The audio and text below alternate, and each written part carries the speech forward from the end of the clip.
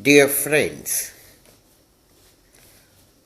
what about a lesson from Flamingo? A book for core course CBSE.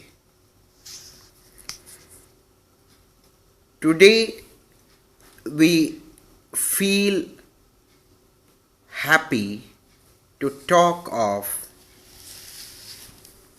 a renowned author, Alphonse Daudet, and his chapter, which constitute the chapter 1 of CBSE core course, the last lesson.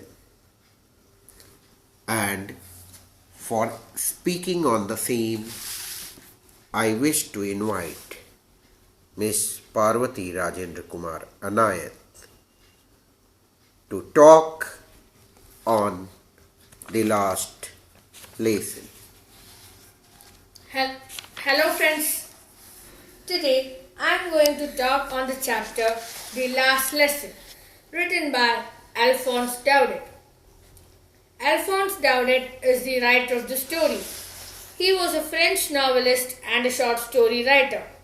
He was born on 13 May 1840 in France and died on 16 December 1897. He was noticed for the singing of the song Alo Malay. The story, The Last Lesson, is set in the days of Franco-Prussian War, where France was defeated by Prussia, which was led by Bismarck. Prussia now consists of the nations of Germany, Poland and Austria. The French district of Alsace and Lorraine have now passed into the Prussian hands. This story also tells us that what are the effects it created on the school life. The narrator of the story is Franz, who is a young little boy who has a distaste towards the subject French, especially its history and grammar. That is why when once his teacher asked him to prepare for the participles, he did not do so, and he was not even knowing the P of the participles. That is why he decided to remain outdoors. Okay friends, now let's begin with the story. The narrator of the story, Franz, had been late to school that day because he was asked to prepare for the test of participles which he was not prepared. And he was not even knowing the P of the participles. Therefore, he decided to remain outdoors. But suddenly his thought changed and he hurried off to school. While hurrying off to school, he saw many people crowded before the bulletin board. He wondered what was the matter. The news, all the bad news for the past 2 years had come here. On his way, he met a blacksmith whose name was Watcher and was standing with his apprentice. He asked the narrator to go slow to his school, and because he had plenty of time.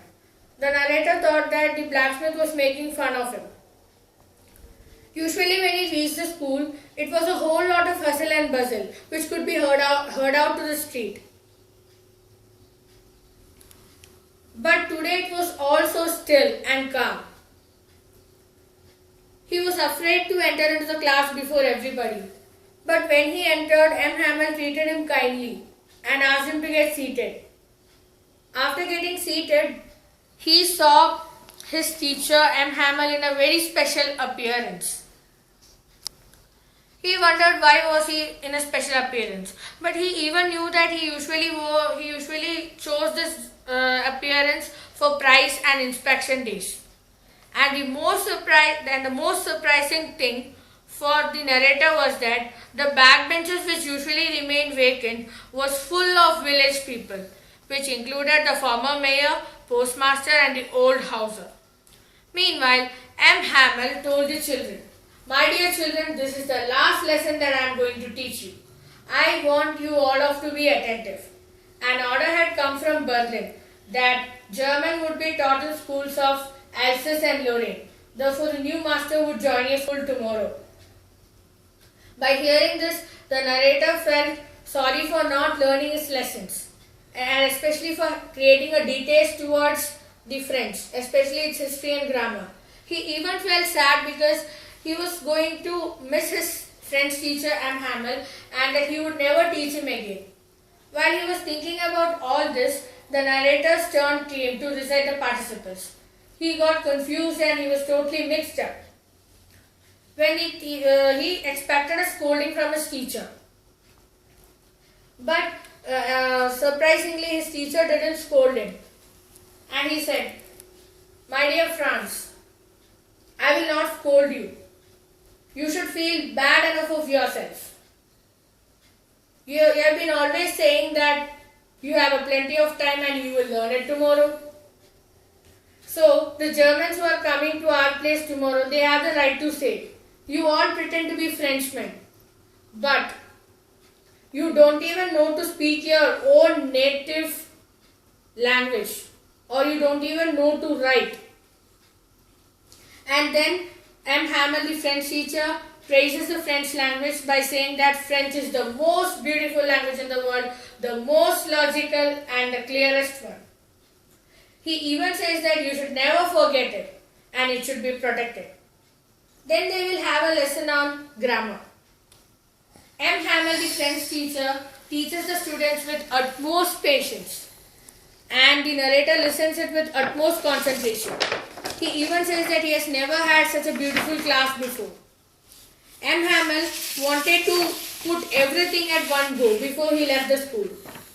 Then they had a lesson on writing. M. Hamel, the French teacher, brought new copies for all of them, written in beautiful handwriting in French and as well as in Alsace. Only the scratching of the pens over the paper was heard there. No other sound came from anywhere. But the beetles flew in. Nobody paid attention to it, even to the slightest ones. The pigeons who were sitting on the rooftop cooed very low. The narrator thought to himself, the Germans who are going to come there tomorrow, even they'll make the pigeons to sing in German, he thought to himself.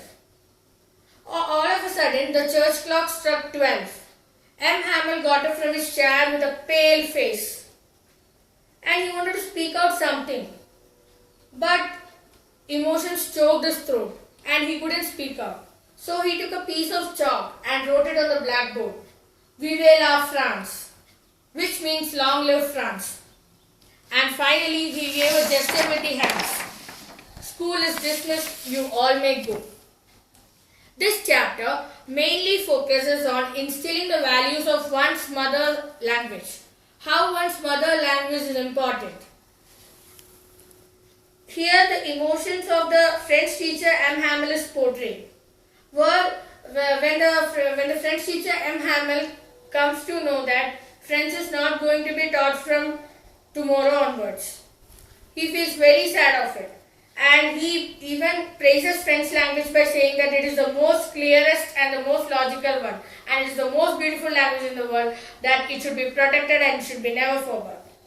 The same emotion was being portrayed in the narrator, the Franz, who was a very young little boy who first had a distaste for the subject French, especially its history and grammar. But when he came to know that German would be taught in school from the very next day, he felt sorry for not learning his French lessons.